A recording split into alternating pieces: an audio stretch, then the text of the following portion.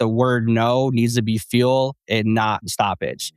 I want the legacy for me to be in the back of someone's mind, paying it forward and owning that. I don't want it to be Matthew Rodriguez taught me this, so I'm going to teach you it. I want it to be from them because they were able to do it.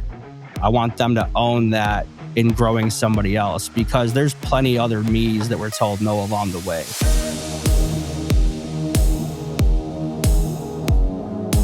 Welcome back, everybody, to Visionary Leader Podcast, here with Jim Robinson, and I am co-host Lori Prust. And Jim, how are you today? I'm freaking doing outstanding. I'm stoked because we got a celebrity in the house today. You're going to want to meet this dude. We are going to tease you a little bit, but this dude has got so much to bring to the game today. He's got a story. I'm stoked just to be here. So today I got up off the bed at about 4:30, and I'm thinking Matthew is our guy.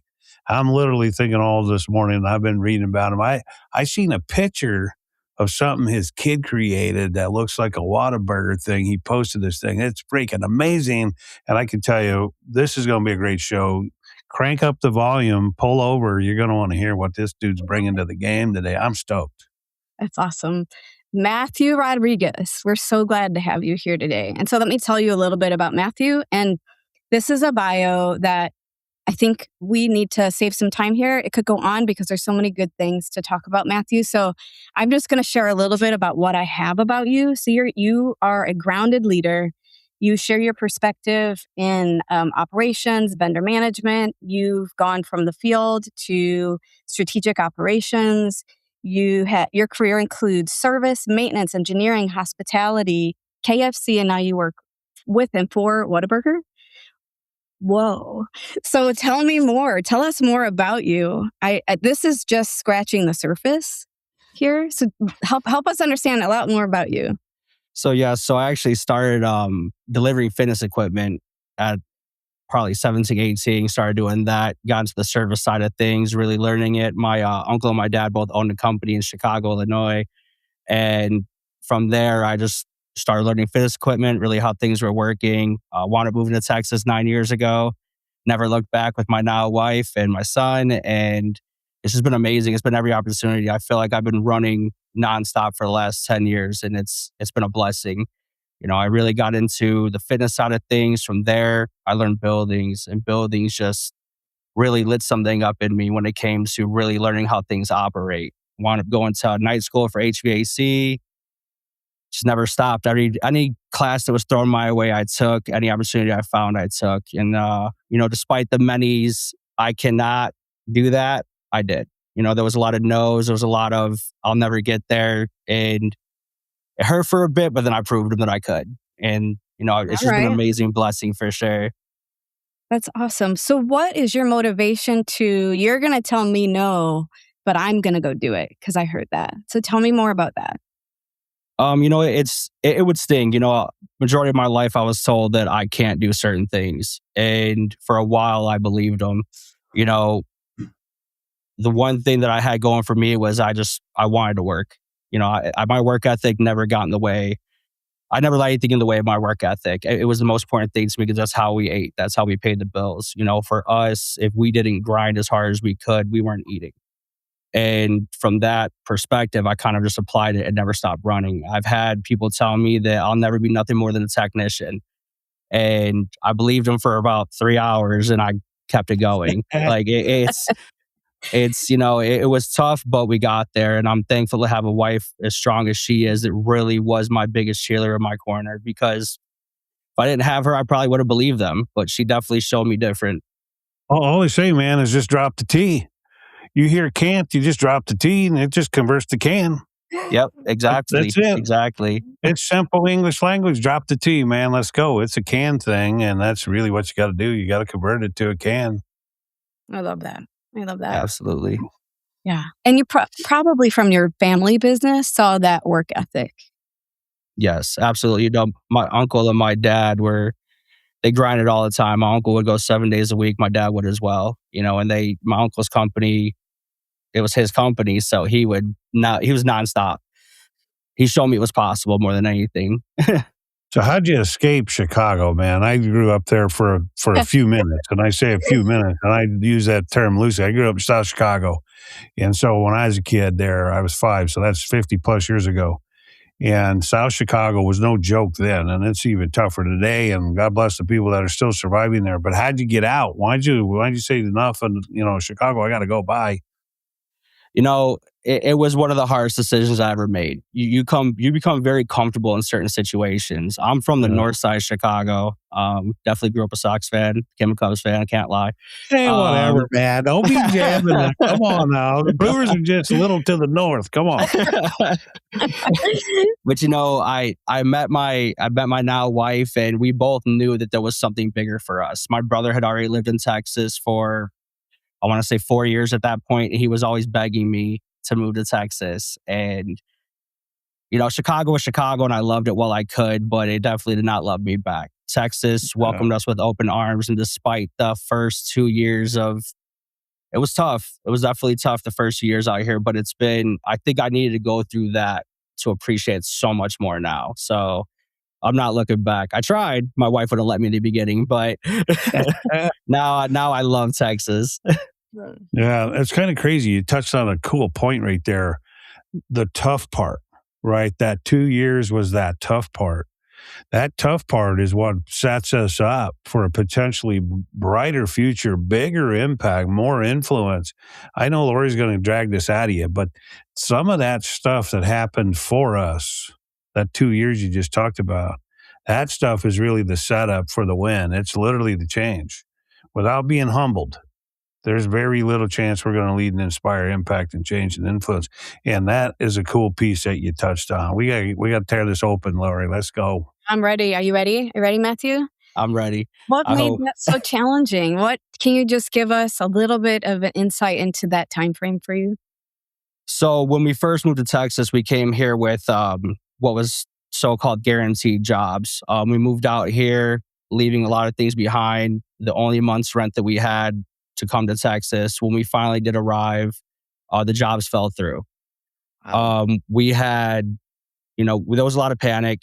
Finally, I found a job. So I moved kind of closer to the Keller area, and I finally found a job as a warehouse manager in Dallas. So it was about an hour drive there, about an hour and a half, 2 hours drive home every day as a warehouse manager.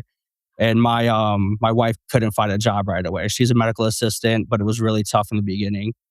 So finally, I went to work. I had enough to pay the bills, barely break even. There was a lot of ramen noodles and DiGiorno date nights for sure, but we made it happen. And when she finally, found her place at her employment, we found out she was 4 months pregnant. Wow. Yeah, it was an interesting beginning to moving to Texas, and it was hard, it was difficult. How can I barely have this figured out, barely take care of ourselves, bring a child to this world? But I knew at that moment that, I had to floor it. The pedal had to go all the way down, and I just couldn't stop. My brother was living in Keller at the time. He got promoted to Houston.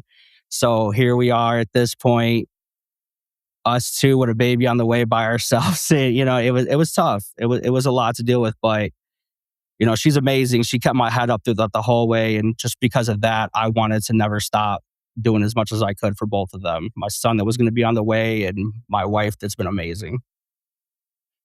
So how do you think that season impacted you today? Can you tell us how you operate today because of that story and what you had to go through? Oh, it's been nonstop. Like I said, when I put my foot to the gas, when I floored it, I haven't stopped since then. And I really want my son to have bigger opportunities than I had. My parents did everything they could with the surroundings that they had, but I don't want that to be an excuse for my son. I want to make sure that he has every opportunity presented to him and that he takes them. I want him to see the work ethic. I want him to see that, despite me not going to college, me failing that, me not doing certain things in life, that I still made it happen with no excuse. And I want him to really live by that. Yeah, wow. It's that pass, when all that stuff started coming at you for that couple of years, 4 months in, you're pregnant, you're going to have this kid that man, what am I doing? Like thinking about that. The first thing is you probably feel like, well, I can just go back to Chicago. This is where I'm from. That's a comfort Family. place. I'm gonna feel safe. And you said nope. And I'm going to hang in here because there's some opportunity. I just isn't here yet, but I'm going to find it. And as you said, you pour on the gas. You got the rail set up. Now all you got to do is gas it and go as fast as that possibly can go. And that's really what you were doing. That's really what you're describing. As you come out on the other end of those 2 years, what did it start to look like at that point? So at that point, be honest, I was working during that whole phase. I was working close to 2, 3 jobs at the time. I was working 7 days a week, and I still could barely break even.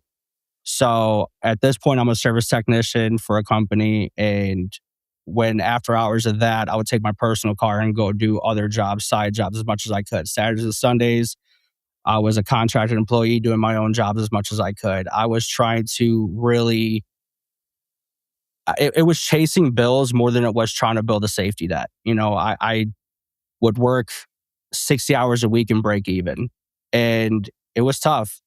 So as things started to develop for me on the facility side, I just knew there had to be more. And fitness equipment was awesome, but I saw that HVAC, building maintenance, all of this was a wider scale for me to really get into something that I really haven't had the opportunity to touch yet. And when it comes to figuring things out, I love it. That's just always been my nature. If I could take it apart, sometimes I could put it back together. But most of the time I'm really good at it growing up. So I just knew there had to be more for me. So as that went, I just tried to scale that as much as I possibly could. Can you talk a little bit about your day right now in your role and how do you see yourself leading? What are your responsibilities? Give us a sneak peek into today. So today, how I lead is definitely way different than I led 7 to 8 Okay. years ago, for sure. I'm a lot calmer. I realize that not every fire needs a bigger fire. These days, I lead very much humbling because I know what that feels like. I know what it's like to be yelled at that you can't do something, and it's easier to tell somebody they can't do something, and instead of taking an extra 30 seconds of telling them this is how you do it. I can easily sit down with a technician and pour that confidence into them instead of breaking them down and make them worse. And I love that side of it. It's I love and that. it's really of all ages as well too. I think the biggest thing is that I hear the feedback and I welcome it. My biggest thing has always been constructive criticism, and I'm a very open book. My dad always says, say what you mean and mean what you say. And I very much live by that. Mhm. Talked about raising up those leaders, spending that, you said 30 seconds and just kind of give them the information that may be missing. Don't start a fire with another fire, right? Be the calming piece, be that stabilizer. Raising leaders up. There's a quote that Howard Schultz used to say. He says, be careful hiring from outside. He was really talking about if you hire high level people from the outside, you're bringing their culture, their value from wherever they came from to your culture and your value, and that becomes complicated. And so he always said you can build them from within, and that's that extra 30 seconds. It's literally spending that extra time with them to build those people from within because somebody impacted you and built you along that way. Mom, dad, people in the family, and then mentors and other people started showing up because you did. And as we show up, these people on your team now, as you're inspiring them with the 30 seconds, is literally really, truly an impact to them. You're growing them, and you don't even know how much you're impacting them. You're just trying to be your very best, and they're about to go change the world too. It's kind of crazy, but that's how powerful that 30 seconds of impact is. Is take that 30 seconds. Don't start another fire with another fire. Absolutely. And for me, it was I had everything going on at home, but I always checked it at the door. And I knew that my job is how we paid the bills. So as many questions as I used to ask, when I was coming through HVAC, a lot of people wouldn't give me the answers. I feel like they thought that I was coming for their job instead of I'm just very curious. I want to know how everything and anything operates. And it Yeah. wasn't until one guy, one of my bosses, told me, I'll tell you one time, I'm not going to tell you twice. Listen. And he gave me so much free game to learn, pools, HVAC, hot water heaters, boilers. And he always was that I stuck to him. And I wanted to learn as much as possible because he was willing to give it to me. And he wasn't Yeah. kidding. He told me one time, he wouldn't tell me again. That's crazy. I know even in my profession, 40 years in the facilities business, and contractors as a whole, they tend to feel like you're a threat if you're another GC. And for years, we've always just said, no, we are a unit serving the end user. So in your case, Whataburger would be an example. We team up with contractors to work in unison, share the tile in their warehouse, share, whatever the product is. We've always just worked with them. And when they start to feel like, what is this guy trying to get to? We're like, dude, they're the ones that matter. We're just here to serve people. Why can't we do that together? I'm not a threat to you. You shouldn't be a threat to me. That's not really what it is. So people even sharing their giftedness, knowing the HVAC, the background of the boilers, sharing that kind of stuff is really the truly leadership because it's about influence. It's about impact and sharing with no reservations to that because that's the only way we're going to really mentor change lives.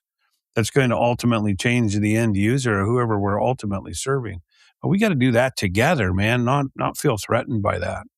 Absolutely agree. There's a lot of work out there, and there's always something that somebody knows a little better. I've never claimed to be the best, and I tell my technicians all the time, I know I've been doing it this way for 10 years. If you have a better way, please teach me. Like I don't have all the answers. I've never claimed in here saying that I did. Let's Yeah. help each other get better. And I've seen vendors do it for years. Yeah. We were at a conference in Atlanta last week.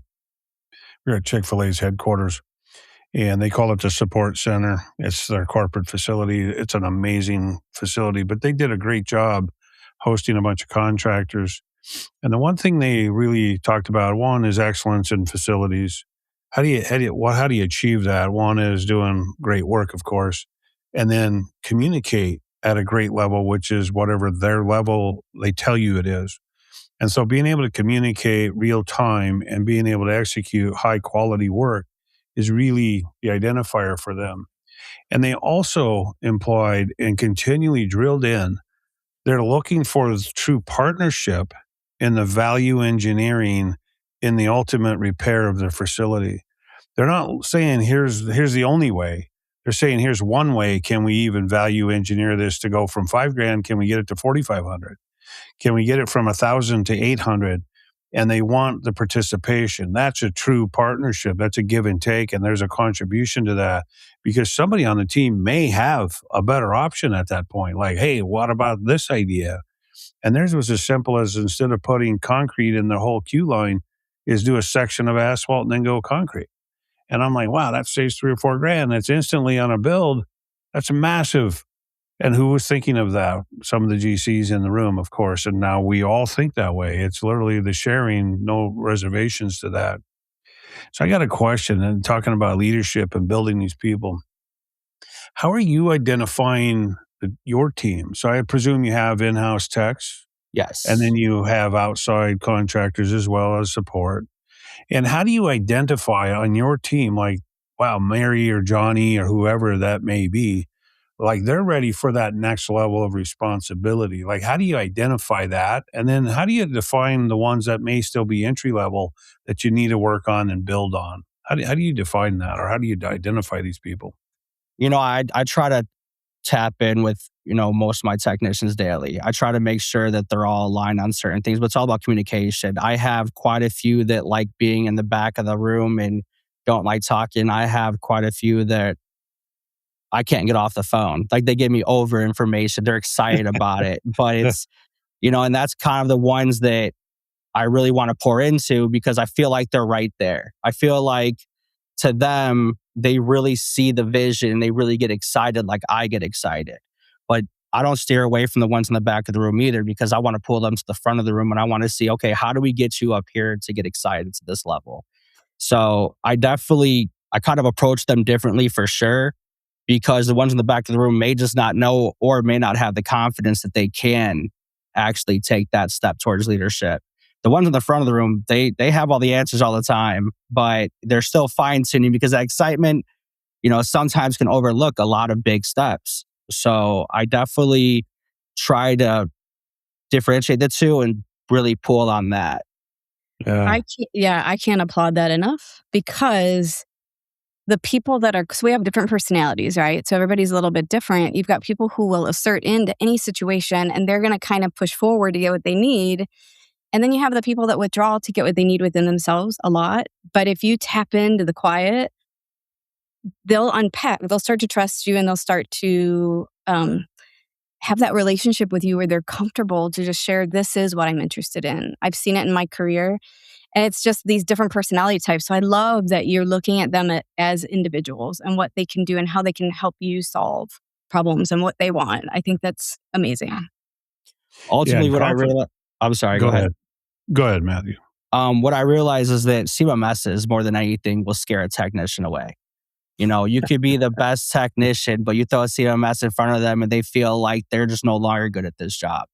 Yeah. So I really try to figure out the cheat codes that every CMMS that gets thrown my way. My last position, I knew what data I wanted, so I showed them exactly what filters to set up and how to set them up so they could be successful for their job. I try navigating the tools in their benefit to show them that they can. And usually questions follow up from that. They get really excited that they found that part. How do they find more? How do they do more? Yeah. Confidence, like on the team, one of the things I've identified over the years is confidence doesn't come from knowing things. Confidence comes from the plan and the execution and ownership of it. I got this. I'm going to do this. And then you become this problem solver. After you do that enough, then the confidence will start to show up. So it's execution first. You got to say yes. They say, can you do it? Yep. That's the very first thing. Yeah. I got this. I got it. Yep. I got it, baby. I own this. This is me. And then you go over here and you sit for a minute. You're like, whoa, what did I just do, man? I got to figure this out. Right. And your team's going through that same thing. It's not like we wrote a book especially just for us. We wrote it for everybody. Literally everybody's doing the same thing. So showing them, for us, it's literally, here's the plan. Here's the execution plan. Let's go. It's one little chunk at a time. How you eat an elephant, one bite at a time. It's the same way you do anything. So a plan and then execute on that plan, bam, these guys will start getting confidence. And really, that's really how we focus on how do you get confidence. I wrote a book that's not released yet, by the way. It's called Building in Blue Jeans. And the subtitle is, it's not the costume, but how you wear the costume. And it's all about confidence. The whole thing is about how do you develop confidence when you just don't have a clue. And facilities is not an exception. It is like the biggest thing because there's so many things coming at us. You get a fire, you got a hood fire, the grease wasn't cleaned out properly. You got something else going on and it's boom, boom, boom, boom, boom. And you only got yes as a response. Otherwise they get rid of you. Yes. They can't keep you. Yes, absolutely. Yes, and fast. Yes, and fast. Yes. And so when I wrote this book many years ago, actually, I started it anyways.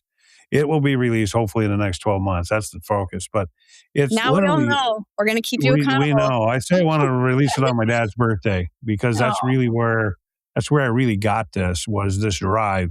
It's what I ran from and it's what I run to today. I didn't like it then, but I know where I got my drive, my giftedness today. And now I embrace it. And that's why I have it. It's a gift that he gave me. And so being able to impact lives by saying yes first, then have that silent moment where you just got to go spend a minute. You got to go take a knee sometimes, or you got to go just sit at the desk. And you're like, I'm going to figure this out. I just said yes, but I'm going to go figure this out. That building went to the ground. We'll just build a new one. It's just a building. And so I wrote an entire book about that. And it's what I use in coaching and mentoring and teaching my team. It's how do you feel confident when there isn't any? And I got techs in the field, been with me 35 years. And to this day, they will sometimes say, hey, how do you fix that panic device? Well, it's a Jackson, right? You can bypass the alarm. You can override it so it's not ringing in the back of house nonstop. We can solve this problem.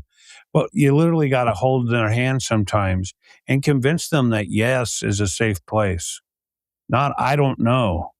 I don't know isn't a great place. They find comfort because they're going to push it onto somebody else. We don't want that. We want them to say yes, and then let's solve this problem. Let's just ask the questions, drive the result. I've got a quick Absolutely. question for you, Matthew. So, do you support 40 locations at least? Or how many facilities are you supporting now? 47 currently. 47. Okay. How do you empower the workforce, keep consistency without micromanaging? What's the secret? I definitely do not like to micromanage. And that's one of my biggest things. If I have to micromanage, then it's a way different conversation. But I put that trust back into them. You know, we hired them for a reason. They've been here for a reason. If I have to micromanage, then we have to have a really sit down long conversation, because I have 47 locations. They have 9, they have 10. You know, I need them to be my support and be an extension of me out in the field. That means owning your facilities, owning your restaurants like you are the owner. And that's every level of it. I need them to make sure they're following up with work orders, following with vendors, contact the store, clear communication. I need them to understand that those are the non-negotiables. We need to make sure, because our goal is to make sure these facilities are running to the best of their ability every day for operations. That's why we're here. Yeah. Yeah, we say micromanaging can, be the big word, the threat word for training. And sometimes we got to just keep training, because Dave Ramsey says the chief repeating officer. It means you got to repeat it if you want it to stick. And we say management is about process and systems. Good managers really know their process, their systems, and that's what they disseminate. And the field techs or the employees, the teammates, whatever you call them, is literally we have to coach them and we have to go process systems. We don't manage people. People manage themselves.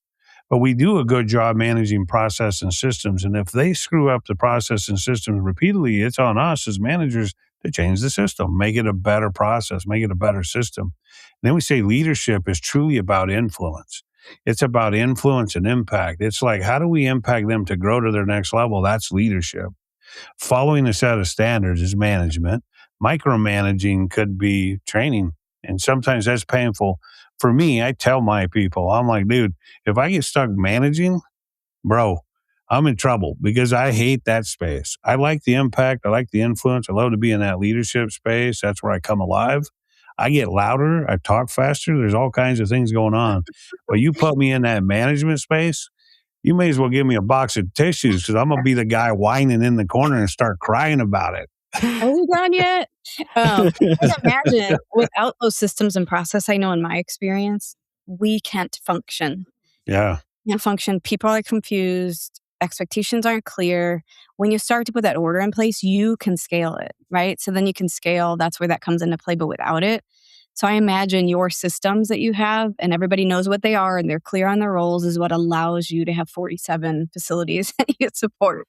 Yeah, I think a lot of people worry when I tell them that I develop a new SOP in the beginning, because I love SOPs. I am like, big on SOPs, but it's a step by step. You can't mess this up guideline.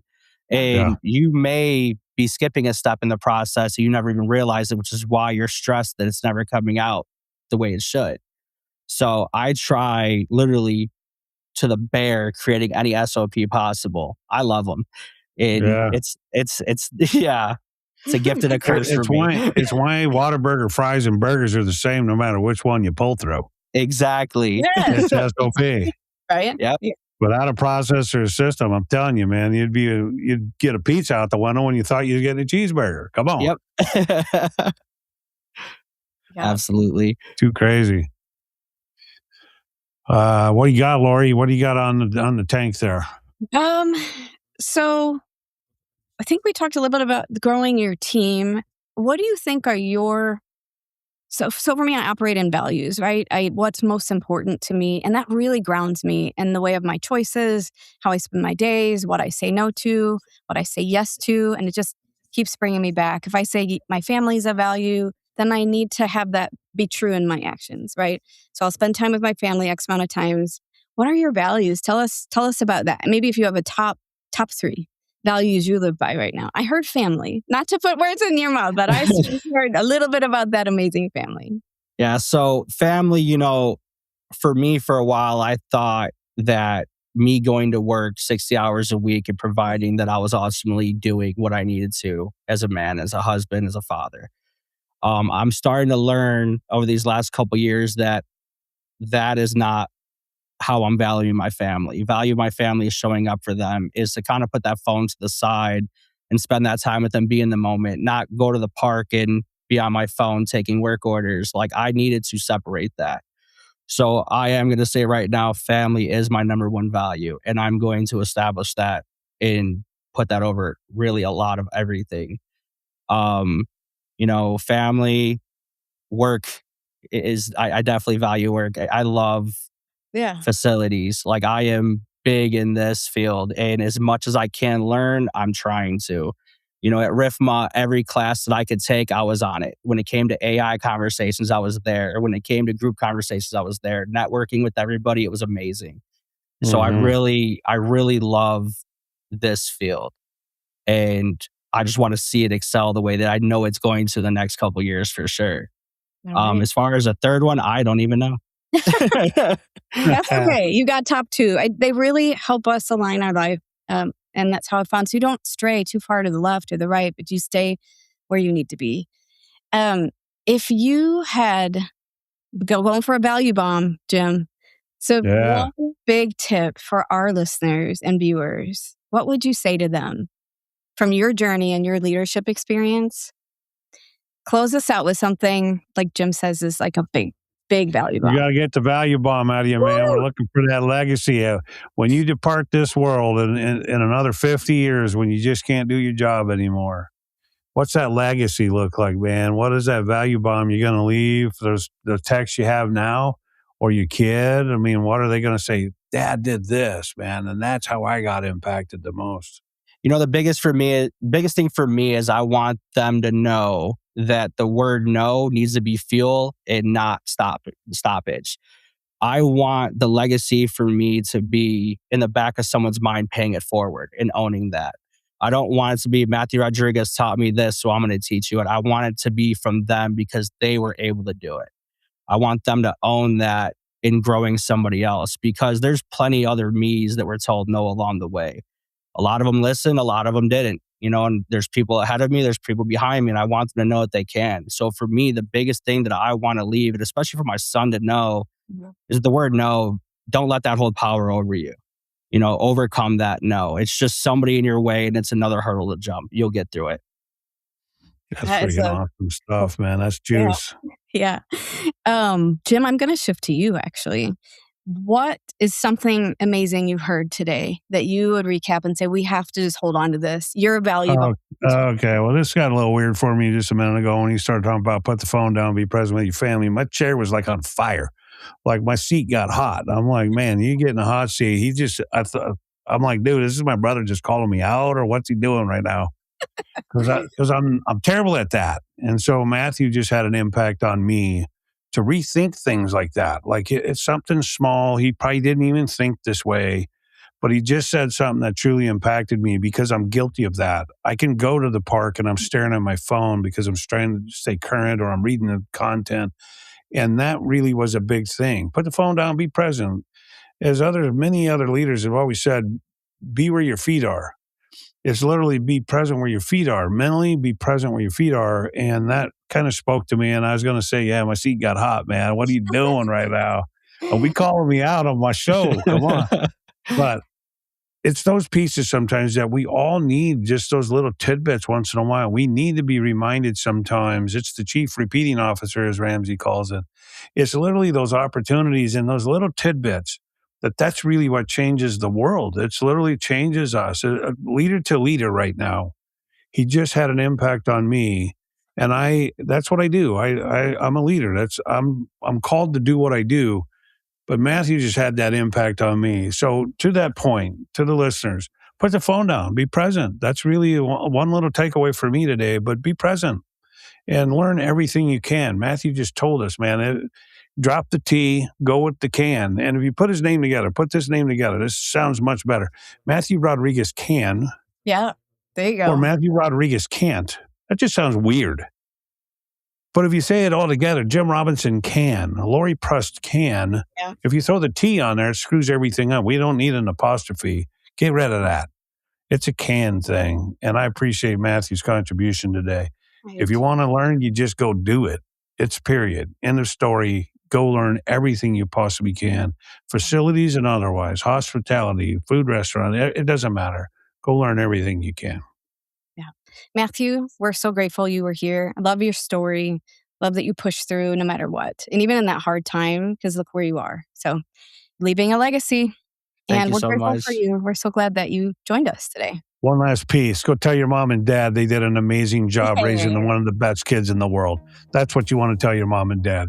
Congratulations for her on Mom's Day, but tell her she was special. Tell your dad he was special. Tell your grandparents they were special, because that's why you turned out the way you did. Congratulations on being raised by some amazing people. Thank you so much. I appreciate it. Glad you were here, Matthew. Thank you for the opportunity.